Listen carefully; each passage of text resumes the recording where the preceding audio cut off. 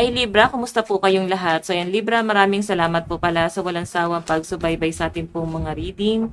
And kung ikaw ay bago pa lang sa ating channel, mag-subscribe na po kayo. Then i-click mo na rin yung ating notification bell para lagi kang updated sa ating mga bagong upload. And guys, sa mga interested naman po sa ating private reading ay nasa description box below lang po yung link ng aking Facebook. Message lang po kayo. So, again guys, maganda pa rin na alam nyo ang inyong Sun, Moon, Rising, and Venus sign para sa iba pang guidance, okay? Again, by the way, bago pala tayo guys mag-start, ang reading natin ay general reading lamang. So, take what resonate and leave what doesn't. Okay, Libra, Sun, Moon, Rising, and Venus sign. Ganap sa inyo ngayong December 2025.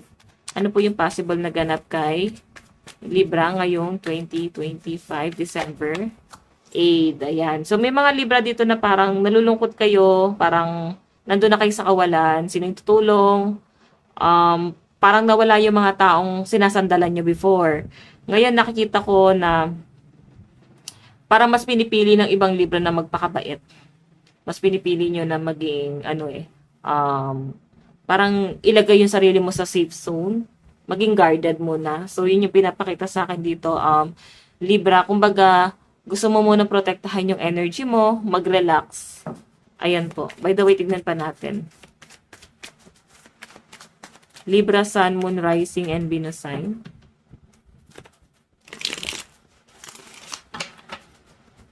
Libra, Sun, Moon, Rising, and Venus sign.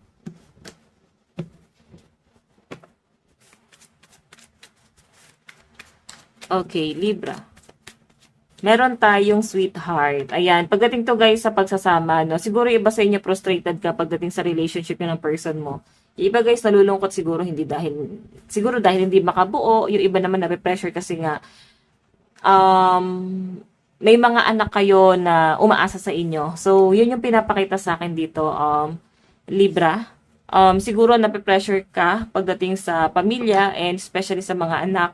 Tapos parang may mga pinagdadaanan pa sila and nakikita ko na Libra na sila yung parang pinaka-top priority nyo dito. Okay, mas pinaprioritize nyo. Okay, or parang pinaka-main focus ng mga Libra. So, by the way, tignan pa natin. Meron tayong live and learn, experience, training, development.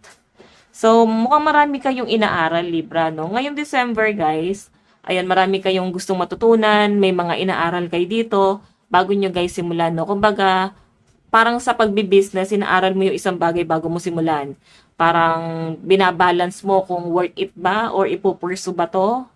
So, ganun po yung pinapakita rito. So, by the way, tignan pa natin. Okay. Additional message.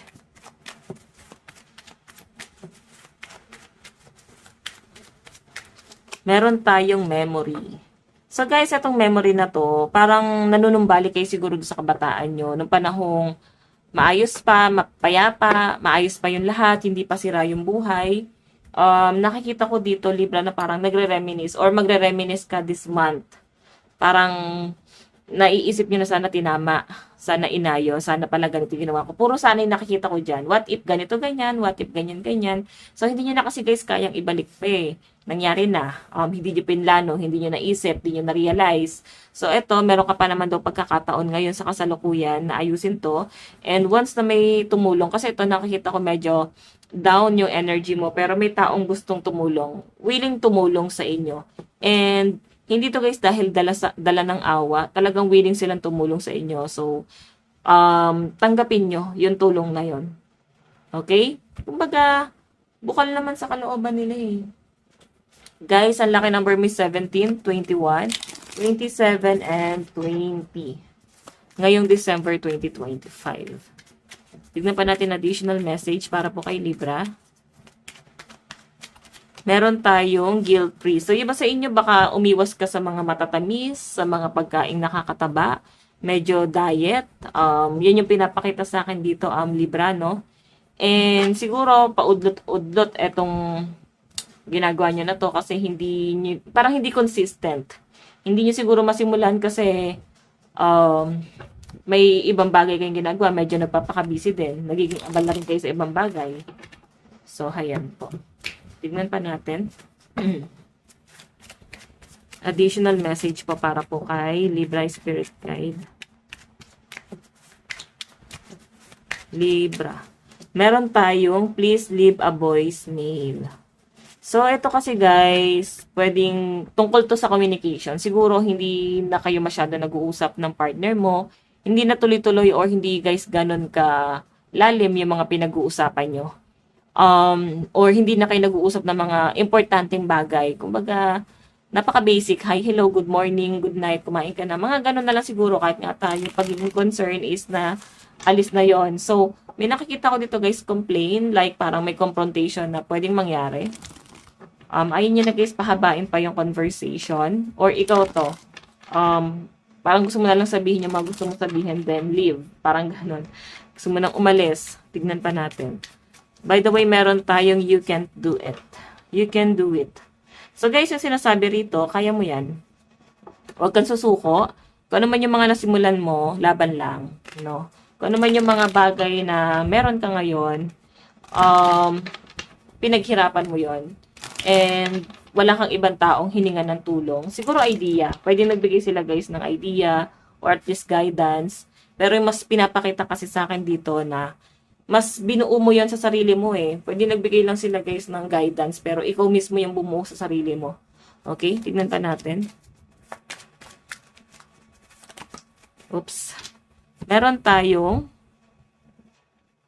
better alone than in bad company. So, iba sa inyo, pwedeng sa career to, pwedeng hindi na ganun kaganda yung daloy ng pera, medyo nakaka-frustrate na, nag-burn out ka na, hindi na ganun kaayos ang pasahod.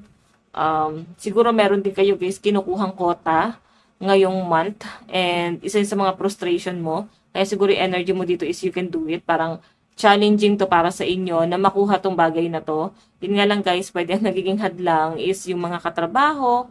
Nandun sa point na wala kang pakialam kung ano man yung gawin nila. Ang problema lang dito guys, yung mga tao doon sa company nyo na kala mo kung sino, sila yung may-ari ng kumpanya, kung makaasta. Diba? So, tignan pa natin. Libra. Advice para sa'yo, meron tayong be proud of yourself. So, be proud daw guys sa mga na-achieve mo, sa mga nagawa mo para sa sarili mo. Kasi nga, ito nga sabi ko sa inyo, pinaghirapan mo yan. Sinaga mo yan para makuha mo, diba? So, eto guys, para ma-boost yung confidence mo is kailangan maging proud ka sa sarili mo. Yun yung pinakaunang dapat mong gawin dyan. Okay? So, by the way, ito lang pong inyong reading. Maraming salamat. God bless and love you all. Bye-bye.